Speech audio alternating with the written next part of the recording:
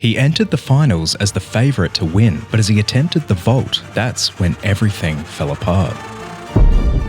In a single moment, Paul Hamm plummeted from first place all the way down to 12th, and he was absolutely devastated. Up until that point, everything had been going perfectly. His floor routine was strong, his pommel horse routine was almost flawless, and despite a shoulder injury that nearly tore him apart on the rings, he managed to maintain his high score, staying at the top of the leaderboard. But when Paul landed awkwardly on his vault attempt, he lost his balance and he crashed into the judges' table, shattering his chances of winning gold. Paul's failure had opened up the top spot on the leaderboard for the South Korean gymnast Yang Tae-young, who was performing the best he'd ever performed, and it seemed like Yang was now on track to win gold. However, Paul wasn't ready to give up just yet. He knew that he still had a chance of getting a medal, but his remaining two routines would have to be perfect. Paul launched into his parallel bars routine with intense focus, and as he completed each skill, it was starting to seem like the fall hadn't affected his confidence at all. And as he landed his final dismount, the American crowd went wild. It was the best parallel bars performance of his life, and Paul started to redeem himself. When his score came in, he was catapulted back up the leaderboard into 4th place. Not only that, but when Yang finished his routine on the parallel bars, his score came in uncharacteristically low, and he was dropped down to 3rd place. Paul knew that gold was still likely out of reach, but now he felt like he had a real chance of getting bronze, maybe even a silver medal. However, as he went into his final routine, nobody was expecting what they were about to witness. The difficulty and flawless precision of his routine was unmatched, and Paul once again effortlessly executed every spin, every flip, and as he completed his dismount,